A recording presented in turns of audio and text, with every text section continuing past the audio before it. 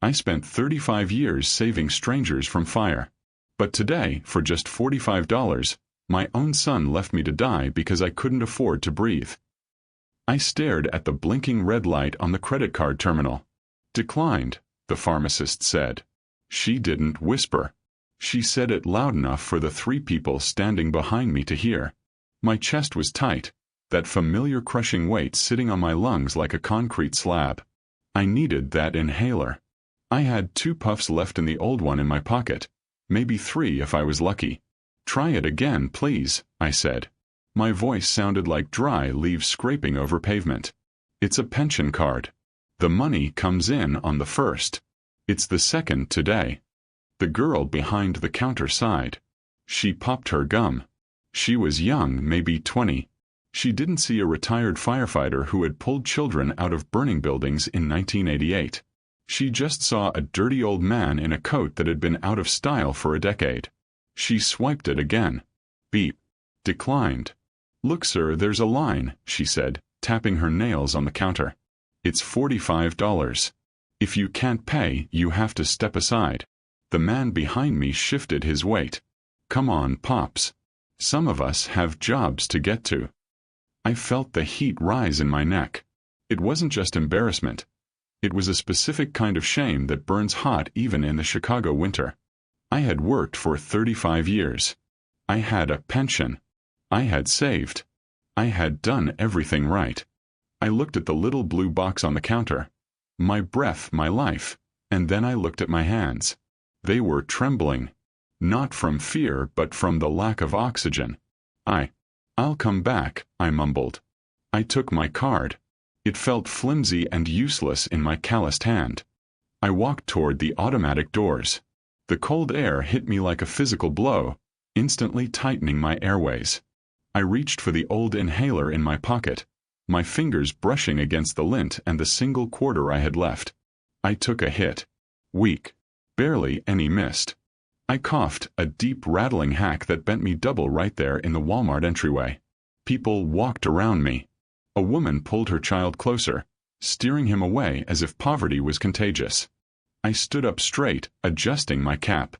I wouldn't cry. Carter men don't cry in public. But as I stepped out into the snow, gasping for air that felt like broken glass, I wondered when exactly I had become invisible. The walk home was only 6 blocks, but in 10-degree weather with bad lungs, it felt like the Bataan Death March. Every step was a negotiation with my body. Just get to the corner. Just get to the stop sign. The wind cut through my jacket. It was a good jacket once, a Carhartt I bought 15 years ago, but the insulation was thinning, just like me. I passed the old fire station on 4th Street. Station 22. My station. I paused, leaning against the brick wall to catch my breath. I could see the shiny new engine inside through the glass bay doors. Young guys were moving around in there, laughing, cleaning gear. Strong backs. Lungs that worked. I remembered the weight of the hose, the adrenaline, the feeling of matching. I used to be Captain Carter. Now I was just the old guy who slowed down the checkout line. I pushed off the wall and kept moving. My house was at the end of the block. It was a small bungalow, paid off in 1999. Me and Martha, God rest her soul, had burned the mortgage papers in the backyard grill. We drank cheap champagne and danced on the grass. We're safe, Ray, she had said. No matter what happens, we have a roof. I reached the front porch. The paint was peeling. I couldn't afford the ladder or the paint to fix it last summer. I unlocked the door and stepped inside. It was almost as cold inside as it was out. I checked the thermostat. 52 degrees. I kept it low to save on the gas bill, but 52 felt dangerous today. Barnaby. I called out. My golden retriever limped into the hallway. He was 12, with hips as bad as my knees. He thumped his tail once against the wall.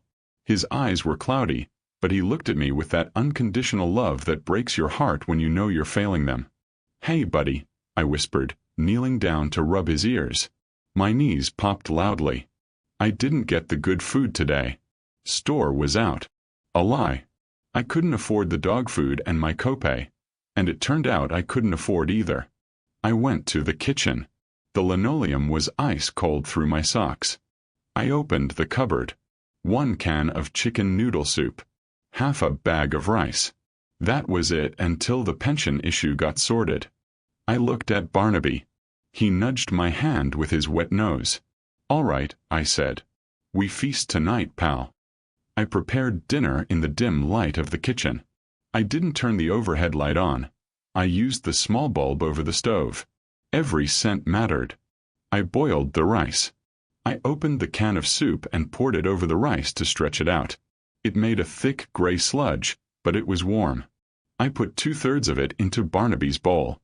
He ate it eagerly, the sound of his chewing the only noise in the silent house. I sat at the small kitchen table with my small portion. I ate slowly, counting every chew. My chest was still tight, a constant high-pitched wheeze accompanying every breath. I needed to call Jason. My son. My pride and joy. The boy I put through college by working double shifts and missing holidays. He was a financial advisor now. Big city job. Fancy suits. He had handled my finances since Martha passed. "Let me take the burden off you, Dad," he'd said. "You grieve. I'll handle the bills." I picked up the phone. It was an old landline. I dialed his number. It rang 4 times. "Yeah." His voice was rushed, impatient. Background noise, a restaurant, clinking glasses, laughter. "Jason, it's Dad. Dad. I'm in a meeting. A client dinner. Is it an emergency? I'm at the pharmacy, Jason. The card declined. My pension." "Dad, we talked about this." He cut me off. His tone was patronizing, like he was speaking to a toddler. "The bank changed their transfer dates. It takes a few days to clear. You have to be patient. I need my inhaler, son. I can't breathe." There was a pause. I heard him cover the phone, muttering something to someone else. He came back on. "Look, drink some water. Sit down. You just get worked up. The money will be there Friday. I can't transfer anything right now, I'm tied up." Friday. That's 3 days away. "Jason, I have $4. Don't be dramatic, Dad. You have food in the house. Just sit tight. I have to go. Big deal closing tonight. Love you." Click. The dial tone hummed in my ear. I looked at the phone, then at Barnaby, who was licking his empty bowl across the floor. "He's closing a big deal," I told the dog. My voice cracked. I put my head in my hands. The wheezing was getting louder. That night, the temperature dropped to single digits. The old furnace kicked on, rattled for a minute, and then died with a heavy clunk. I lay in bed under 3 blankets, wearing my coat and a beanie. I could see my breath in the dark. Barnaby was curled up against my legs, shivering. I pulled the blankets up over him. "I got you, buddy. I got you." I couldn't sleep. The cold settled into my bones, making my joints ache with a deep throbbing rhythm. But it was the fear that kept me awake.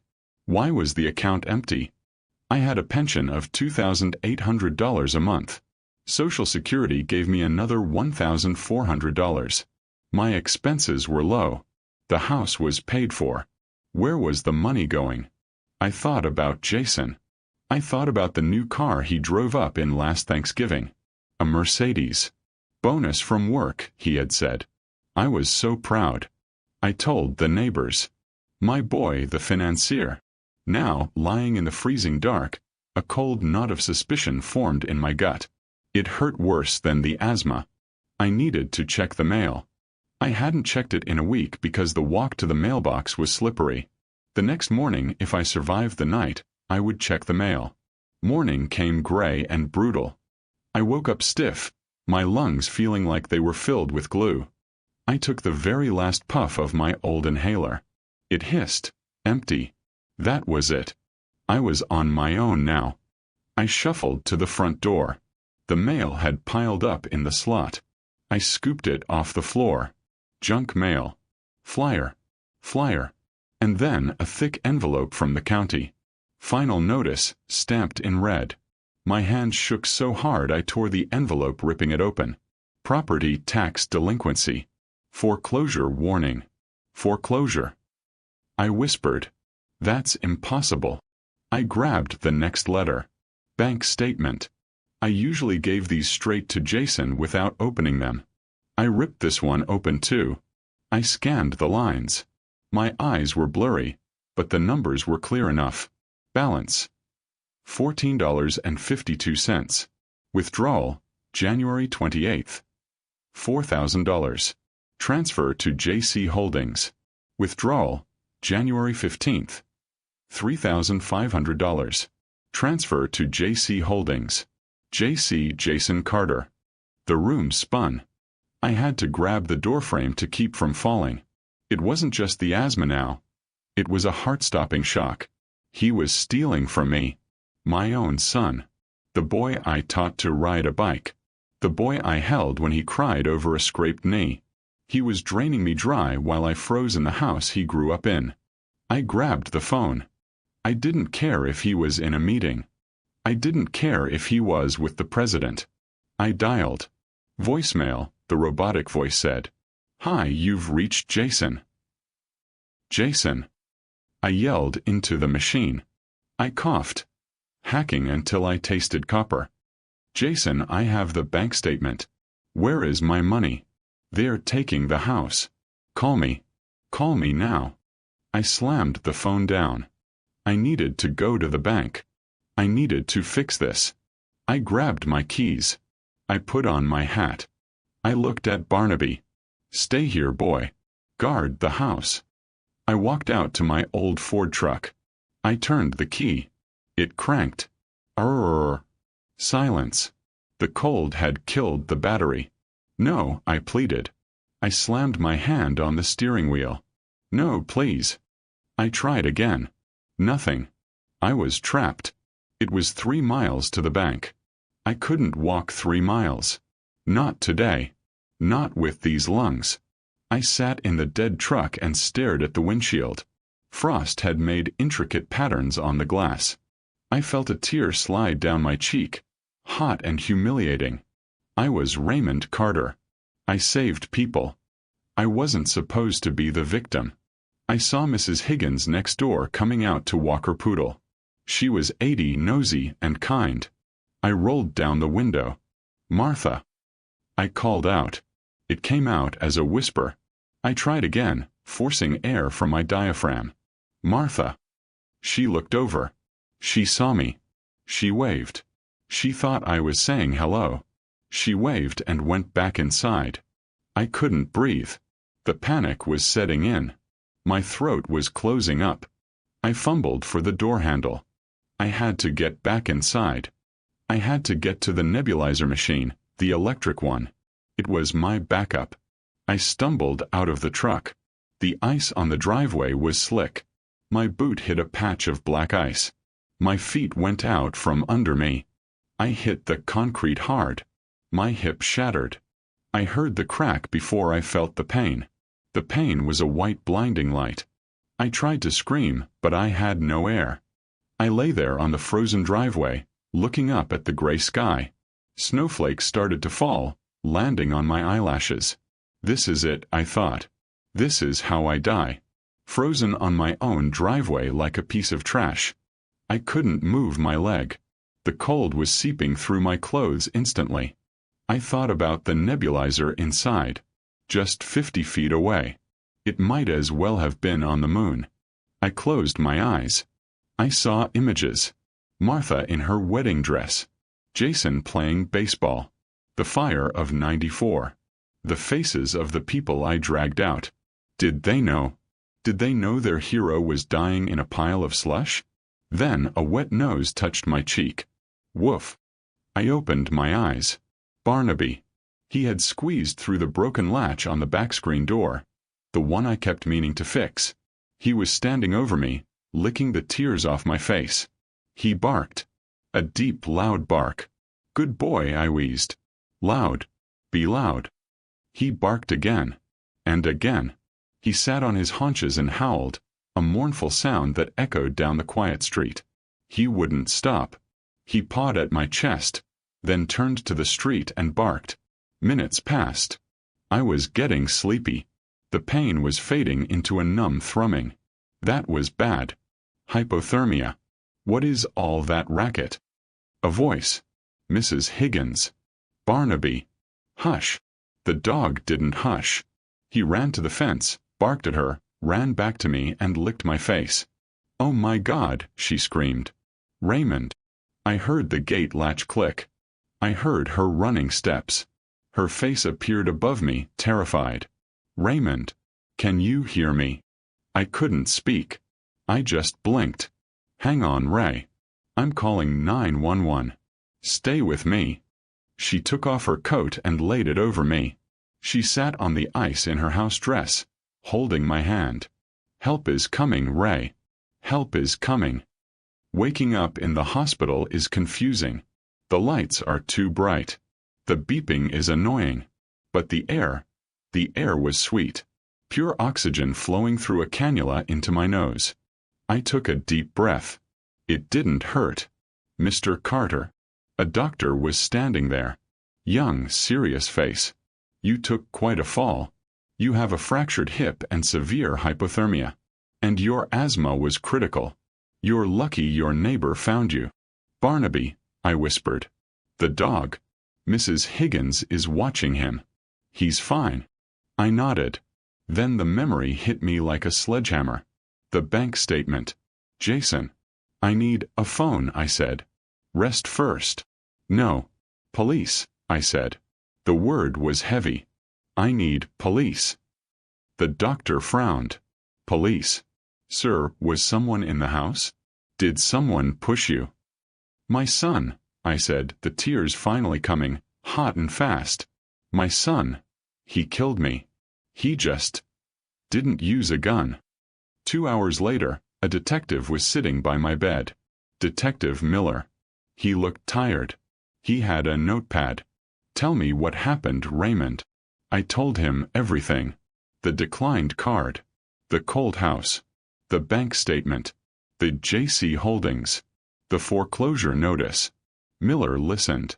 He didn't write much at first. But when I mentioned the power of attorney I had signed years ago, just in case, his pen started moving fast. "He has access to everything?" Miller asked. "Everything," he said. He said he was investing it for my long-term care. Miller stood up.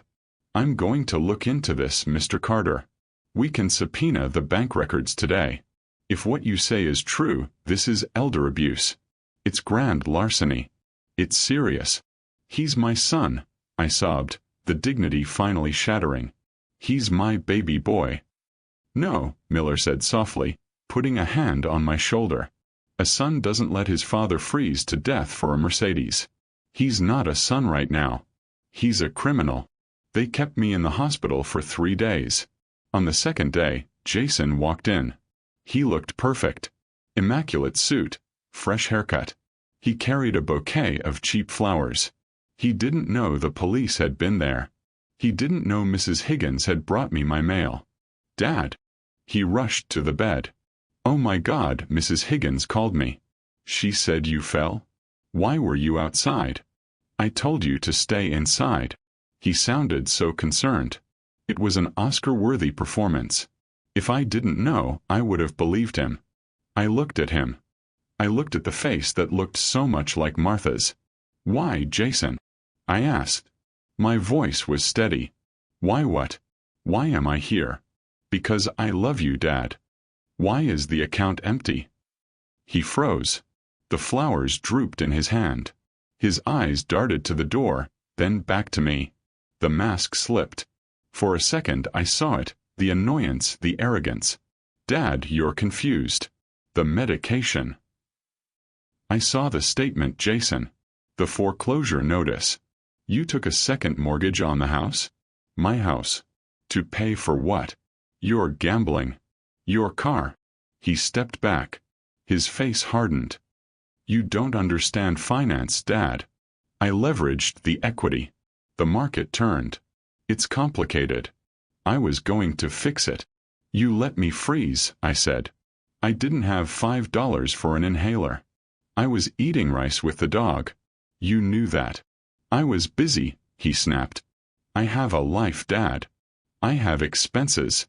You're just sitting on that equity, rotting away in that old house. You don't need that money. I needed it. So you stole it. I borrowed it. I'm your son. I'm entitled to inheritance anyway, aren't I? I just took it early. The door opened behind him. Detective Miller stepped in. 2 uniformed officers were behind him. Jason Carter? Miller said. Jason spun around. Who are you? Detective Miller. You're under arrest for elder abuse, grand larceny, and fraud. Jason laughed. A nervous, high-pitched sound. This is ridiculous. It's a family dispute. My father is senile. He doesn't know what he's saying. Miller didn't smile. We have the bank records, Mr. Carter. We have the transfers to your personal account. We have the casino records where you spent $50,000 last month. And we have your father's statement. Dad. Jason turned to me, panic finally replacing the arrogance. Dad, tell them. Tell them it was a loan. If I go to jail, I lose my license. I lose my job. I lose everything. Dad, please. He reached for my hand. The officers grabbed him, pulling his arms behind his back. The handcuffs clicked. That sound, metal on metal. It was the loudest sound in the world. Dad, don't let them do this. I'm your son. Remember. The baseball games. Mom wouldn't want this. That hit me. Mom. Martha. I looked at him. I saw the little boy who used to sleep with a nightlight. But then I saw the man who let me gasp for air in a Walmart doorway. I saw the man who let me freeze. You're right, I said softly. Mom wouldn't want this. Jason's face lit up with hope. Exactly. Tell them. She wouldn't want a thief for a son, I said. And she wouldn't want me to die in the snow. I looked at Detective Miller. Take him. No. Dad. You old bastard. You selfish old. They dragged him out. His screams echoed down the hospital corridor. People looked out of their rooms. I stared at the white ceiling. I felt hollowed out. I had saved my life and I had saved my house, but I had lost the last piece of my heart. I pulled the sheet up to my chin and wept until the nurse came and gave me something to sleep. 6 months later. I sat on the front porch. It was summer now. The air was warm and smelled of cut grass. I took a deep breath. No wheeze. The new medication the VA put me on was working wonders. The house was painted. A fresh coat of white, with blue trim. A truck pulled up to the curb. A young man hopped out, Mike. He was a local contractor. Hey, Mr. Carter. How's the railing holding up? Solid as a rock, Mike. I called back. Mike waved. He and a dozen other guys, some firefighters, some neighbors, had come over 2 weeks after the arrest. They fixed the roof. They painted the siding. They fixed the furnace. They didn't charge me a dime. We look after our own, Cap, the station chief had told me. I looked down at Barnaby. He was sleeping in a patch of sun, twitching in a dream. He had gained weight. His coat was shiny. Jason was in prison. 4 years. I hadn't visited yet. I wasn't ready. Maybe one day. Maybe not. The bank had reversed the fraud, thanks to the police report. The house was mine again. I wasn't rich. I still clipped coupons. I still drove the old truck. But I wasn't invisible anymore. Mrs. Higgins walked by with her poodle. She stopped at the gate. Tea at 4 o'clock, Raymond? I made cookies. I smiled. A real smile. I'll be there, Martha. I looked at the street. I used to think my life was over. I used to think I was just a burden waiting to die. But as the wind rustled the trees, I realized something. You can survive the fire. You can survive the cold. As long as you don't let the embers go out. I picked up my inhaler, just out of habit, and put it in my pocket. I didn't need it right now. I was breathing just fine. Call to action. If Raymond's story touched your heart, Please like this video and subscribe for more stories. Question: Raymond sent his own son to prison to save himself. Did he do the right thing, or should family always come first? Tell me in the comments.